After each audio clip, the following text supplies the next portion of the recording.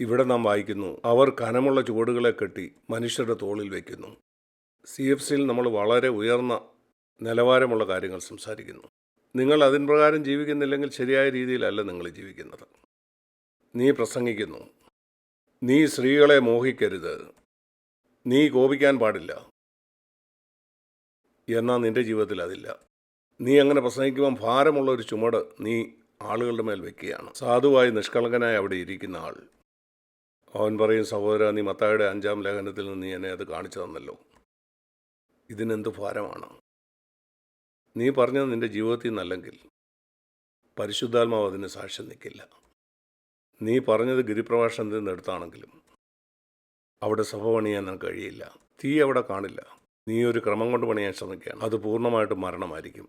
മോശ പണിത ആ സമാഗമനം കൂടാരം പോലെ ഫെലിസ്ത്യരും ചെയ്യാനായിട്ട് ശ്രമിക്കുകയാണ്. അവർ കെട്ടി മനുഷ്യരുടെ തോളിൽ വയ്ക്കുന്ന ആ ചുമടുകൾ അവർ തൊട്ടു നോക്കുന്ന പോലുമില്ല. എന്ന് പറഞ്ഞാൽ അവരുടെ ജീവിതത്തിൽ അവർ ചെയ്യുന്നില്ല. എന്നാൽ സഭയിൽ ഈ ഉയർന്ന നിലവാരം പ്രസംഗിക്കുന്നു.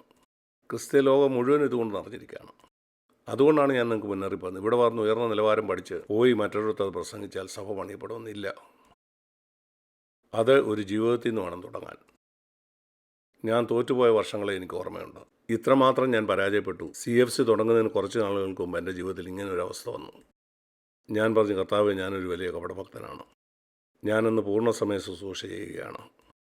എനിക്ക് തോന്നി ഈ ക്രിസ്തീയ ശുശ്രൂഷ തന്നെ എനിക്ക് പൂർണ്ണമായിട്ട് വിട്ടുകളയണമെന്ന്. പ്രസംഗിക്കുന്ന അവസാനിപ്പിക്കാൻ. ഞാൻ ക്രിസ്ത്യാനിയായി തുടരും. ഞാൻ യേശുവിനെ സ്നേഹിക്കുന്നു. എന്നാൽ ഞാനൊരു സഭയുടെ ഏറ്റവും പുറകിൽ പോയിരിക്കും. ഇനി ഒരിക്കലും പ്രസംഗിക്കത്തില്ല. എൻ്റെ ജീവിതവും സംസാരവും ഒരുപോലെ ആകുന്നതുവരെ ഞാൻ പറഞ്ഞു, കർത്താവേ, ഞാനതിന് തയ്യാറാണ്. എനിക്ക് വിഷയമല്ല. ആളുകൾ പറയാം, ഒരുപക്ഷെ സാഗ്ബർ പിന്മാറിപ്പോയി, മുഴുവൻ സമയ ശുശ്രൂഷയ്ക്ക് ഇറങ്ങിയിട്ട് അവനിപ്പോൾ പിന്മാറിപ്പോയി, ഇപ്പോൾ അവനൊരു സാധാരണ ജോലിക്ക് പോകുന്നു, ഇപ്പോൾ പ്രസംഗമൊന്നുമില്ല, ഏതോ സഭയുടെ പുറകിൽ പോയിരിക്കുകയാണ്. നിങ്ങൾ സാഗ്ബറിനെ പോലെ ഒരു പിന്മാറ്റക്കാരനാകരുത്. ശരി, അതൊക്കെ കേൾക്കാൻ ഞാൻ തയ്യാറാണ്. ഞാൻ പറഞ്ഞു, കർത്താവേ, എൻ്റെ ജീവിതത്തിൽ യാഥാർത്ഥ്യം വേണം. ഞാൻ ഈ ശുശ്രൂഷയിൽ തുടരാൻ ആഗ്രഹിക്കുന്നില്ല. നീ എൻ്റെ ജീവിതത്തിൽ ഒരു കാര്യം ചെയ്യുന്നില്ലെങ്കിൽ ഞാൻ പ്രസംഗിക്കുന്നത് എൻ്റെ വ്യക്തിപരമായ ജീവിതത്തിലും എൻ്റെ ചിന്താജീവിതത്തിലും ഉണ്ടാകണം. എൻ്റെ ഭാര്യയോടൊപ്പം ജീവിക്കുന്നതിൽ, എൻ്റെ കുഞ്ഞുങ്ങളെ വളർത്തുന്നതിൽ, അതെല്ലാം അങ്ങനെ ആകുന്നില്ലെങ്കിൽ അതേപ്പറ്റി എനിക്ക് പറയണ്ട. ആ വിഷയത്തെപ്പറ്റി ഒട്ടും. നിങ്ങൾക്കറിയാലോ, നിങ്ങളൊരു അധ്യാപകനാണെങ്കിൽ നിങ്ങൾക്ക് പഠിക്കാതെ നിങ്ങൾക്ക് പഠിപ്പിക്കാൻ കഴിയില്ല. നീ ചെയ്യാത്തത്. ഞാനത് പറഞ്ഞപ്പം ഞാൻ പറഞ്ഞത് ആത്മാർത്ഥമാണെന്ന് കർത്താവ് കണ്ടു. ഞാൻ ഏറ്റവും താഴ്ചയിലെത്തിയിരുന്നു. അപ്പോൾ കർത്താവ് എന്നെ ആത്മാവ് കൊണ്ട് നിറയ്ക്കുക എൻ്റെ ജീവിതം മാറ്റുകയും ചെയ്തു. ആദ്യത്തെ സഭ പണിയപ്പെട്ട് 120 പേർ പരിശുദ്ധാത്മാവിൽ നിറഞ്ഞപ്പോഴാണ്. അവരെന്തോ പുതിയ ഉപദേശം പഠിക്കായിരുന്നില്ല. അവരൊരു കോൺഫറൻസിൽ പോയി എങ്ങനെ പുതിയ നിയമസഭ പഠിക്കാമെന്ന് പഠിക്കുകയല്ലായിരുന്നു. അവർക്കൊന്നും അറിയില്ലായിരുന്നു. അവർ ആത്മാവ് കൊണ്ട് നിറഞ്ഞു. അവരുടെ ജീവിതം മാറി. അവർ തീ പിടിച്ചവരായി. തീ ഉണ്ടെങ്കിൽ അത് മറഞ്ഞിരിക്കുകയില്ല. ദൂരെ നിന്ന് നോക്കിയാൽ തീയുടെ ഒരു ചിത്രവും തീയാണെന്ന് തോന്നും. എന്നാൽ അടുത്ത് ചെന്നാൽ ചൂടോ വെളിച്ചമോ ഇല്ല. പല സഭകളും തീയെയും പരിശുദ്ധാത്മാവിനെയും കുറിച്ചൊക്കെ പറയും. അവിടെ ഒരു ചൂടോ ഒരു വെളിച്ചമോ ഒന്നുമില്ല. അനേക വിശ്വാസികൾ CFC സഭ വന്ന ശേഷം ഞങ്ങൾ ആത്മാവിൽ നിറഞ്ഞവരായിട്ടാണ് ജീവിക്കാറെന്നൊക്കെ പറയാറുണ്ട്. സഹോദര, നിൻ്റെ ജീവിതത്തിലല്ലെങ്കിൽ ആളുകൾക്ക് മനസ്സിലാവും. ഞാൻ ആത്മാർത്ഥമായിട്ട് അപേക്ഷിക്കുകയാണ്. നിങ്ങൾക്ക് ശരിക്കും ആ സഭ പണിയണമെങ്കിൽ, നമുക്കതിൻ്റെ 3-ാം നില പണിയണമെങ്കിൽ, നമ്മൾ 1-ാം നിലയെപ്പറ്റിയും 2-ാം നിലയെപ്പറ്റിയും 3-ാം നിലയെപ്പറ്റി സംസാരിച്ചു. അതിനുവേണ്ടി പരിശുദ്ധാത്മാവിൽ നിറയുക.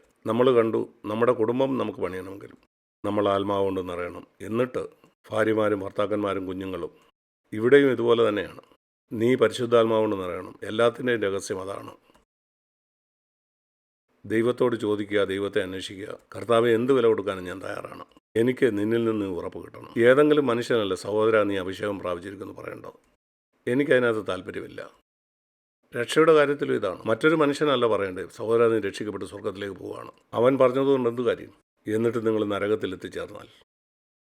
പരിശുദ്ധാത്മാവാണ് ഞാൻ വീണ്ടും ജനിച്ചവെന്ന് എന്നോട് സാക്ഷ്യം പറയേണ്ടത്. 5-6 വർഷം ഞാൻ ഈ കാര്യത്തിൽ സംശയമുള്ളവനായിരുന്നു. ഞാൻ ഒരിക്കലും അംഗീകരിച്ചില്ല. എന്നാൽ ഒരു ദിവസം പരിശുദ്ധാത്മാവ് എന്നോട് വ്യക്തമായി പറഞ്ഞു, യേശു നിന്നെ സ്വീകരിച്ചിരിക്കുന്നു. വചനത്തിൽ കൂടെ, സ്വർഗത്തിൽ നിന്നൊരു ശബ്ദമല്ല കേട്ടത്. എൻ്റെ അടുക്കൽ വരുന്നവനെ ഞാൻ തള്ളിക്കളയുകയില്ല. ഞാൻ പല പ്രാവശ്യം വായിച്ചിട്ടുണ്ട്. ഒരു ദിവസം പരിശുദ്ധാത്മാവ് പറഞ്ഞു, നിനക്കുള്ളതാണ്. ഒരു നങ്കൂരമിടുന്നത് പോലെ എൻ്റെ ജീവിതം വ്യത്യാസപ്പെട്ടു. 64 കൊല്ലം മുമ്പ് ഒരിക്കലും ഞാൻ പിന്മാറിയില്ല. ഈ ഉറപ്പിൽ നിന്ന് മറ്റു പല കാര്യങ്ങളും എനിക്ക് ഉയർച്ച കാഴ്ചകൾ ഉണ്ടായിട്ടുണ്ട്. എന്നാൽ കർത്താവ് എന്നെ സ്വീകരിച്ചു എന്ന കാര്യത്തിൽ എനിക്ക് സംശയമില്ലായിരുന്നു. അനേക വർഷത്തിന് ശേഷം ഇതുപോലെ തന്നെ ഒരു ദിവസം പരിശുദ്ധാത്മാവ് എനിക്ക് ബോധ്യം തന്നു. അവൻ്റെ ആത്മാവ് കൊണ്ട് എന്നെ നിറച്ചെന്നുള്ള ആ ബോധ്യം. അന്നാണ് ആത്മാവിൽ ഞാൻ നിറഞ്ഞത്. അത് സംഭവിച്ചത് 1975 അതിലെനിക്കൊരു സംശയമില്ല. ആ വഴിയിൽ ഞാൻ തുടർമാനം ജീവിക്കേണ്ടതുണ്ട്. സഹോദരി സഹോദരന്മാരെ, അതുകൊണ്ടാണ് ഞാൻ എൻ്റെ സ്വന്തം അനുഭവത്തിൽ നിന്ന് പറയുന്നത്. നിങ്ങൾ ദൈവവചനത്തിൽ നിന്ന് വായിക്കുന്ന എല്ലാ കാര്യത്തിനും പരിശുദ്ധാത്മാവിൽ നിങ്ങളൊരു ഉറപ്പ് വരുത്തണം. അല്ലെങ്കിൽ നിങ്ങളൊരു വാക്യം വായിച്ചിട്ട് നിങ്ങളത് അവകാശപ്പെടും. അത് അവകാശപ്പെടുന്നതുകൊണ്ട് അത് പ്രവർത്തിക്കണമെന്നില്ല. പിന്നെന്താ കാര്യം? അതുകൊണ്ട് നിങ്ങൾ വചനത്തിൽ വായിക്കുന്നതൊക്കെ നിൻ്റെ ജീവിതത്തിൽ അത് സത്യമാകണമെങ്കിൽ നിങ്ങൾ പരിശുദ്ധാത്മാവിനോട് പറയുക, കർത്താവെ അതെൻ്റെ ജീവിതത്തിൽ സത്യമാക്കണേ. അതിൻ്റെ ഉറപ്പ് നീ എനിക്ക് തരണം. ഒരു മനുഷ്യനെയും നല്ലത് എനിക്ക് വേണ്ടിയത്. ഒരു പക്ഷേ ഞാൻ ബഹുമാനിക്കുന്ന ഒരാൾ, ഒരിക്കലും അവരല്ല പറയേണ്ടത്. ആത്മീയമായ ഒരു കാര്യത്തിൻ്റെ ഉറപ്പ് ഒരു മനുഷ്യനെയും നല്ല നിങ്ങൾ പ്രാപിക്കേണ്ടത്. എന്താണ് അതിൻ്റെ ആവശ്യം? പരിശുദ്ധാത്മാവ് ഈ ലോകത്തിലുണ്ട്. പരിശുദ്ധാത്മാവിന് നിന്നെ വസിക്കാൻ കഴിയും. നിങ്ങൾ ഈ വാക്യം നോക്കിയേ. റോമാലേഖനം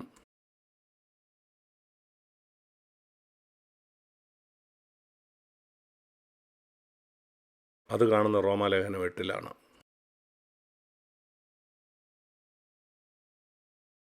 16 വാക്യം.